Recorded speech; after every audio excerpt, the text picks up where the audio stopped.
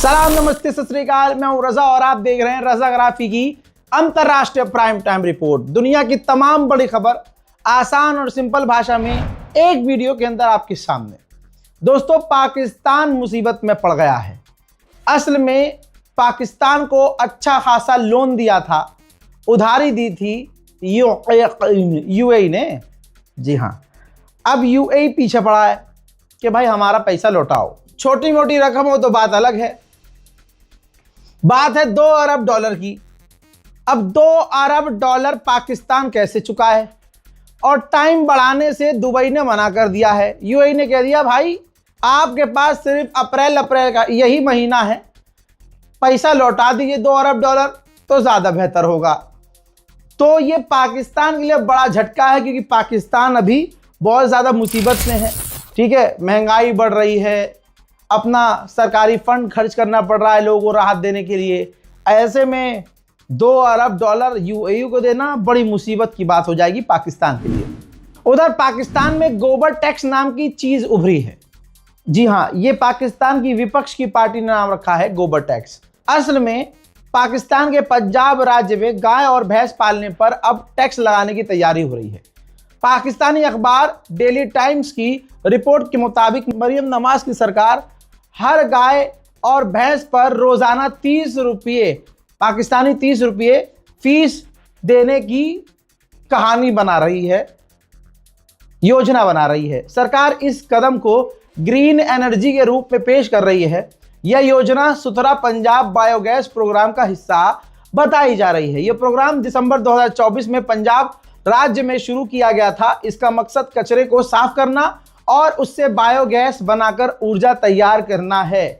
लेकिन विपक्ष की पार्टी कह रही है कि सरकार पैसा कमा नहीं पा रही है, सरकार डेवलप नहीं कर पा रही है, कमी आ रही है पैसों की। इनके पास, गवर्नमेंट के पास, पाकिस्तान की गवर्नमेंट के पास पैसा नहीं है, तो ये जनता को ही लूट कर बहानों से पैसा वसूल रही है। भारत के रक्षा मंत्री राजनाथ सिंह ने कहा था कि पड़ोसी मुल्क ने अगर कोई दुस्साहस करने की कोशिश की तो मुंह तोड़ जवाब देंगे और सबक सिखाएंगे। इस पर पाकिस्तान भड़क गया। पाकिस्तान के डिफेंस मिनिस्टर ने, ख्वाजा आसिफ ने कहा है राजनाथ सिंह के बयान पर कि अगर इस बार कोई गलती की गई भारत की तरफ से तो मुंह तोड़ जवाब दिया जाएगा। अब सवाल यह है कि भारत के रक्षा मंत्री को हवा में जबरदस्ती पाकिस्तान को धमकी देने की जरूरत क्यों पड़ गई? तो आप लोगों को पता नहीं है चुनाव आ रहा है, हर चुनाव में पाकिस्तान आता है हमसे। बहरहाल आगे बढ़ते हैं। एलन मस्क ने अपना जो स्पेस एक्स है, फैल्कॉन 9 जो है अंतरिक्ष में भेजा। नहीं समझे? स्पेस एक्स यानी एक्स, एलन मस्क का एक रॉकेट लॉन्च किया जाता है अंतरिक्ष में। उसी को टक्कर देने के लिए चाइना ने अपना एक रॉकेट लॉन्च किया, लेकिन चाइना का रॉकेट आसमान में जाकर वहीं फट गया। देखिए,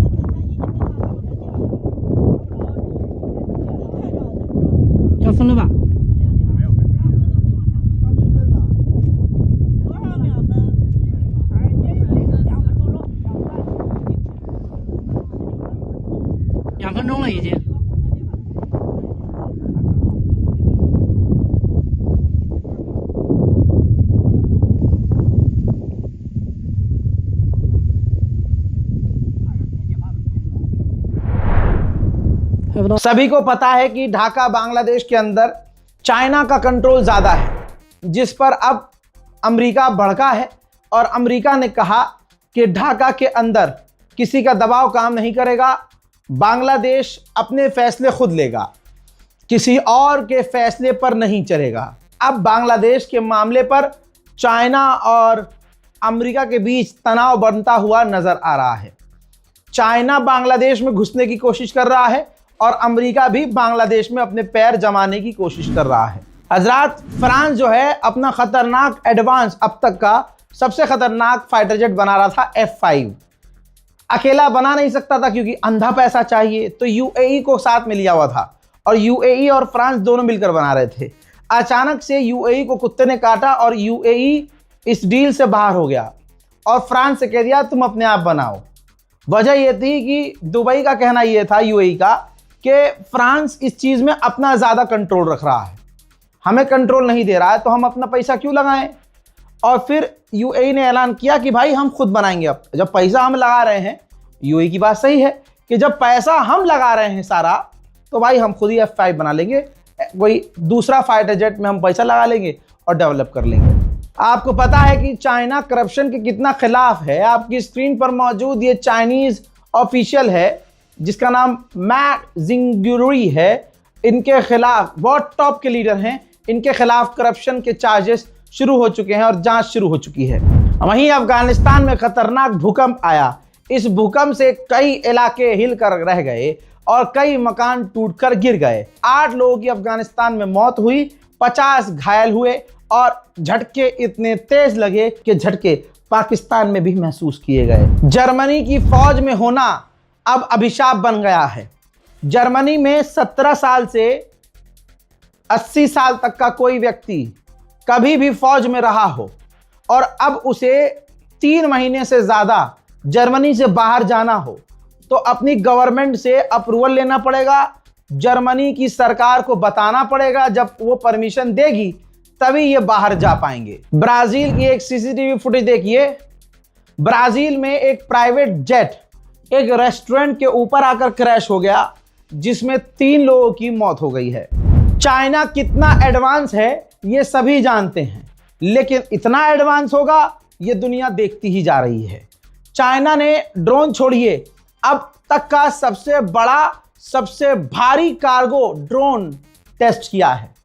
आप समझ सकते हैं कार्गो क्या मतलब। कार्गो वो होता है जिसके अंदर सामान, भारी भरकम हथियार लोड करके वो जहाज उड़ता है और दूसरी जगह जाकर सामान छोड़ के वापस आता है। अब चाइना ने बिल्कुल इसे ह्यूमनलेस कर दिया है।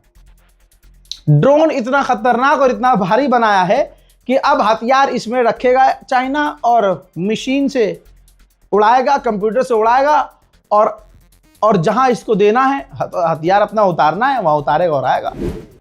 अमेरिका के कहने पर क्यूबा ने 2000 कैदियों को आजाद कर दिया है। क्यूबा पर कब्जा करने की बात अमेरिका कर रहा है, तो क्यूबा को कहीं ना कहीं नरमी तो दिखानी पड़ेगी अमेरिका को। फ्रांस के राष्ट्रपति इमैनुअल मैक्रोन की ये तस्वीर देख लीजिए।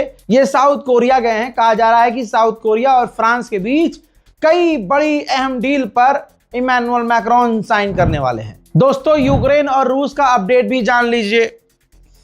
स्वीडन ने रूस के एक बड़े टैंकर को सीज कर लिया है। उड़ता हुआ तीर ले रहे हैं ये। फिर रशिया कुछ कहेगा तो रोएंगे कि रशिया ने ये कर दिया, रशिया ने वो कर दिया। अरब देशों के पास खुद ही कमी है डिफेंस सिस्टम की, और यूक्रेन के राष्ट्रपति ज़ेलेंस्की ने कहा कि हम अरब देशों से रिक्वेस्ट कर रहे हैं कि आप अपना 3rd एयर डिफेंस सिस्टम हमको दे दीजिए। आप समझ रहे हो, इसलिए यूक्रेन अरबों की जाकर मदद कर रहा था कि इनको बनाकर कैसे इनका जो है डिफेंस सिस्टम मैं अपने यहाँ ले जाऊं। यूक्रेन के राजधानी कीव में एक बिल्डिंग में रूस का शाहिद 136 ड्रोन डायरेक्ट हिट हुआ है। देखिए,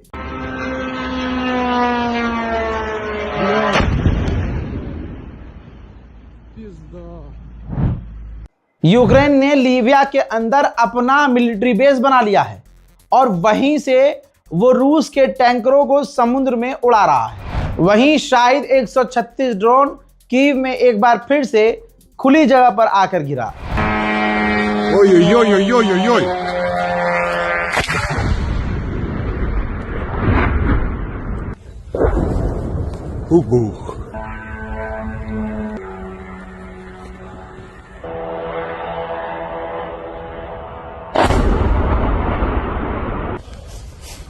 This is the pointed strike.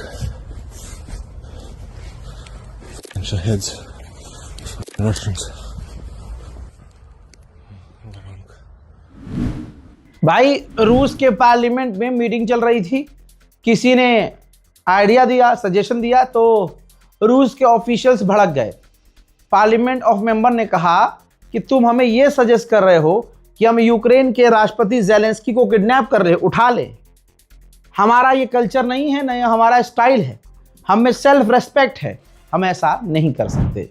Ukraine ने कहा है कि हमने इजिप्ट से बात की है और रशिया जिस ज़मीन पर, हमारी ज़मीन पर कब्जा करके वहाँ खेती बाड़ी कर रहा है और वहाँ गेहूं लगे हुए हैं, तो इजिप्ट राज़ी हो गया है कि आपकी जिस जगह पर कब्जा है रूस का, हम उस जगह से गेहूं नहीं खरीदेंगे। उधर रशिया ने भी अंतरिक्ष में अपना एक रॉकेट लॉन्च किया है, एडवांस टेक्नोलॉजी, और अंतरिक्ष में काफ़ी तेज़ी से रशिया भी अपने कदम बढ़ा रहा है। क्रीमिया के इलाके में रशिया का सुखोई 30 क्रैश हो गया है, कहा जा रहा है कि यूक्रेन ने मार गिराया है। उधर यूक्रेन के खार्कोव के इलाके में रूस के हमले लगातार जारी हैं।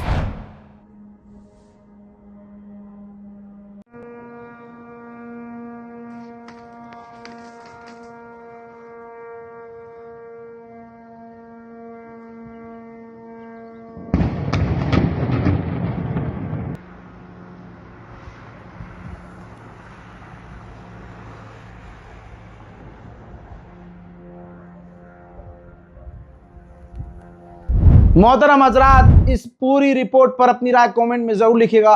रिपोर्ट को शेयर कीजिए, दुआओं में याद रखिए। जय हिंद।